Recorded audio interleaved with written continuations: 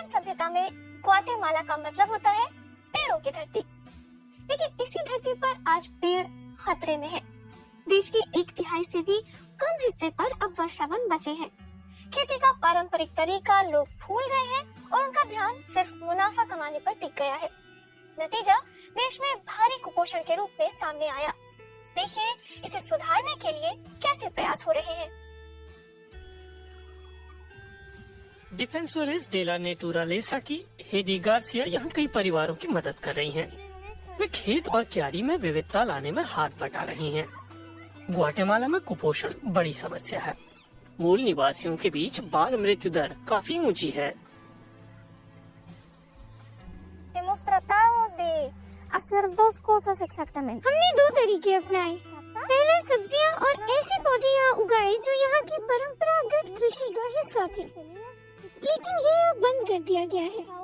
दूसरा तरीका ज्यादा पोषक आहार की खेती, लेकिन यहाँ बहुत से लोगों ने उन्हें पहले कभी नहीं खाया था। आइडिया ये है कि हर परिवार अपनी जमीन पर कई तरह के अलग-अलग पौधे उगाए। La parcela un montón de especies. लेकिन क्या ऐसे पौधे खुद नहीं उग जाते? वर्षावन के इस इलाके में जहाँ हर चीज उग जाती है, लोगों ने सिर्फ खूब मक्का उपजाया।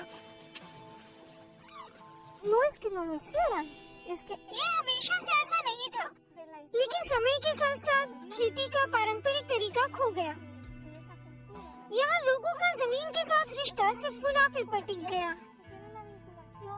उन्हें अलग अलग तरीके की खेती के लिए प्रेरित करने में हमने कड़ी मेहनत की। que hacen, eso nos ha costado bastante. और अब अच्छा फल भी मिल रहा है। खिमेनेज परिवार अनानास काट रहा है। इसके बाद अरबी और पालक जैसी चाया पत्तियों की बारी आएगी।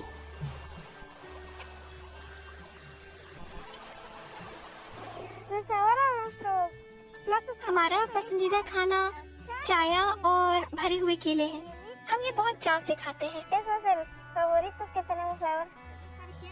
किसी नए पौधे या खाने को पसंद करने से पहले लोगों को पहली बार उसका स्वाद लेना होगा। पेट्रोसिनिया गांव की महिलाओं को नया खाना पकाने की कला भी सिखाती हैं। ये आसान भी है और स्वादिष्ट भी।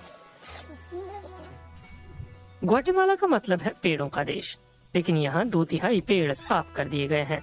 उनकी जगह मक्के के खेत ले रहे हैं। वहीं इसाबाल झील के किनारे जहाँ देखो ताड़ ही ताड़ दिखता है। इनसे तेल निकाला जाता है। लेकिन सांता रोसा बालांड्रा की तस्वीर कुछ अलग दिखती है।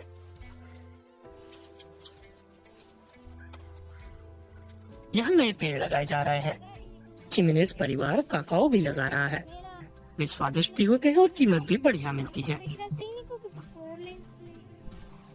इस एग्रोफॉरेस्ट्री से सिर्फ इकोसिस्टम ही बेहतर नहीं होता, बल्कि आय भी होती है। परिवारों को फसल उगाने के लिए जंगल नहीं हथियाना पड़ता। इस वजह से जंगल की हिफाजत भी होती है। मधुमक्खियाँ भी जंगल को बचाने में मदद कर रही हैं। 13 साल का डेनिर खिमेनेज इलाके का सबसे युवा मधुमक्खी पालक है। उसने ये अपने पिता से सीखा। साथ ही वह स्कूल भी जाता है। मुझे ये छोटे जीव पसंद हैं। इनके साथ कैसे काम किया जाए, भविष्य में मैं इसके बारे में और ज्यादा सीखना चाहता हूँ।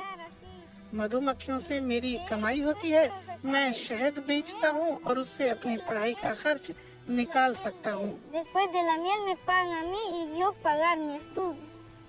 लेकिन शहद तभी मिलेगा जब मधुमक्खियों को जंगल में पर्याप्त पराग मिलेगा।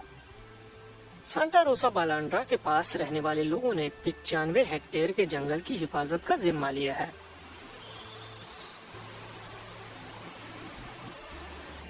वहाँ नए पेड़ लगाए गए हैं। लोग प्रकृति की मदद कर रहे हैं और प्रकृति उनकी।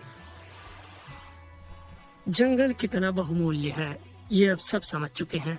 खास मौका आने पर गांव के सभी 27 परिवार जंगल में एक जगह पर मिलते हैं और माए खाक नाम की पूजा करते हैं। इस दौरान वे धरती माँ और ईश्वर से मदद की गुहार करते हैं।